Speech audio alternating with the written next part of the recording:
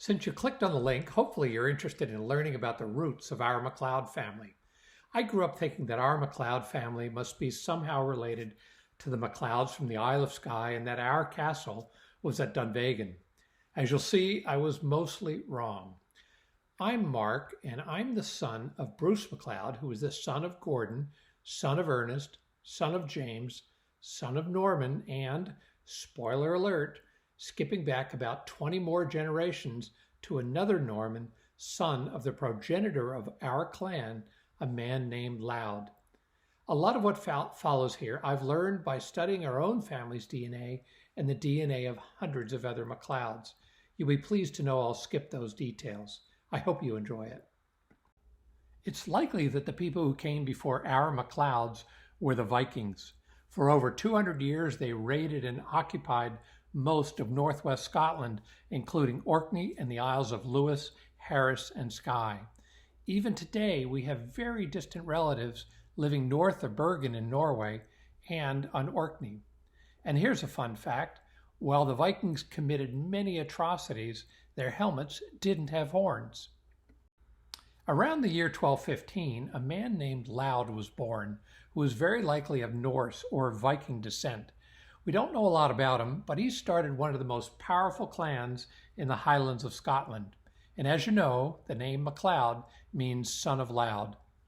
There was probably some sort of fortress at Dunvegan during Loud's time, and the castle, which is still occupied by the MacLeod family, has been expanded over the centuries by the various clan chiefs. But is it our castle? Shortly after Loud died, the McLoud Clan split into two very distinct branches. The Harris and Dunvegan branch, with their grand castle and hold fast motto, was started by Loud's son Norman, and the Lewis and Raasay branch was started by Norman's grandson named Torkel. You'll hear his name again later. These two branches were different.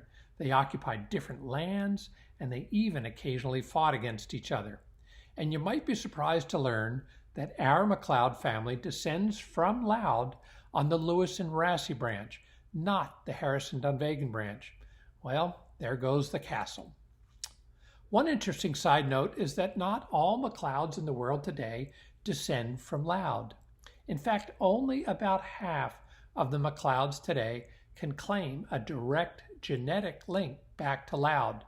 I'm very proud to say that our family is one of those. Here we see the Isle of Lewis in the Outer Hebrides and the small island called Rassie just to the east of Skye. These lands were once part of our branch of the clan. As I said, our family history starts with the Vikings and Leod. From there, as I mentioned, Torkel, grandson of Norman, started the Lewis and Raasay branch of MacLeods. About 100 years later, a descendant of Torkel, known as Old Norman MacLeod, started a branch in western Lewis, shown in the photo. The early history of the MacLeods of Lewis is filled with treachery, bloodshed, adultery, and fighting within the family. They also fought against the Mackenzies and ultimately lost control of Lewis around the year 1610. It's around this time that our ancestors left Lewis for Raasay. Our next known ancestor along our MacLeod line is Norman, thought to be born around 1785 on Raasay, and he had a son, James, born in 1824. We'll see more of James in a bit. It seems that in the first half of the 1800s in Scotland, nearly everyone was poor, particularly in the Highlands. The clan chiefs controlled the land, and they lived mostly off rent they collected from their tenants. But most tenants couldn't afford to pay rent, so the chiefs started clearing the land of their own people so they could bring in sheep to support their higher standard of living. As you'll see, it didn't always work.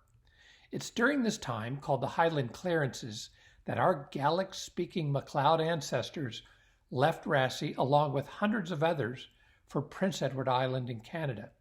In 1876, our ancestor Ernest was born on PEI. Then, as PEI became overcrowded, our MacLeod family left PEI for better opportunities in Boston in the late 1800s. So that's a short version of our long line going back 1,000 years to Leod and the Vikings. For over 300 years, the Isle of Rassie was ruled by the MacLeod Rasay clan chiefs who descended from the Lewis clan chiefs. In the early 1800s, even the Rasay clan chiefs were completely broke after spending too much money gambling and fixing up their castle. They started clearing their tenants from the land and bringing in sheep, but then in 1846, they sold the island, including the castle, to a former slave trader who wanted Rassie for a hunting estate. So today, while there is still a MacLeod Rasay clan chief, he lives in Australia and has no ownership or control over Rassie. And as you can see, the former castle is now a very nice hotel. In the early 1800s, there were about 1,200 people on the island, and interestingly, more than a third were MacLeods. Today, only about 160 people live there, but it's a wonderful place to visit. Here's the top of our family tree, starting with James's parents, Norman MacLeod, and his wife, Isabel Mackenzie of Rassie. James had at least the three brothers shown here, Alexander, Lachlan, and John. Note that Alexander and Lachlan married other MacLeods, which was common back in the day, and John also married a woman with Scottish ancestry. Only James, who was married twice, married women of Irish descent, which seems to have started a bit of a trend in our family. But more importantly, both wives were Catholics, which I suspect caused a rift in the family as James and his family were Presbyterians. Here's a photo of James in full regalia, proudly wearing the kilt that he likely made himself. James was about 15 when he arrived in PEI, and he became a successful tailor in Charlottetown while his brothers were farmers.